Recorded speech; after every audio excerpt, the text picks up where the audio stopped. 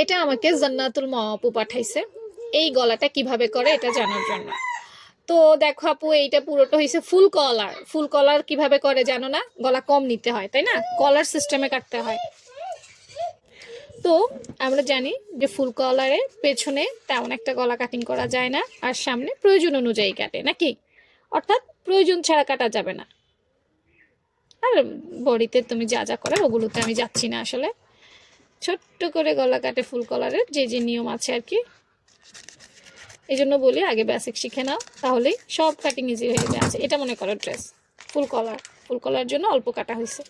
তো front part যেটা, সামনের পার্ট যেটা, সেটা মাঝখান দিয়ে খোলা রাখবা একটু, নাহলে গালা ঢুকাবে কিভাবে? কারণ এমনিতেই তো কলার চারদিক দিয়ে বন্ধ, তোমার এটা ঢুকাইতে হবে না। এই এই বাস, এটা ফ্রন্ট পার্ট। এখানে কি করছে দেখো, এখানে জাস্ট একটা ফিতা লাগাইছে, আর গলার মধ্যে কুচি করছে, ছোট ছোট ছোট ছোট করে কুচি করছে, আর এখানে একটা ফিতা লাগাইছে। এতটুকুই তো, এটাতে তো আর তেমন কোনো কষ্টই নেই।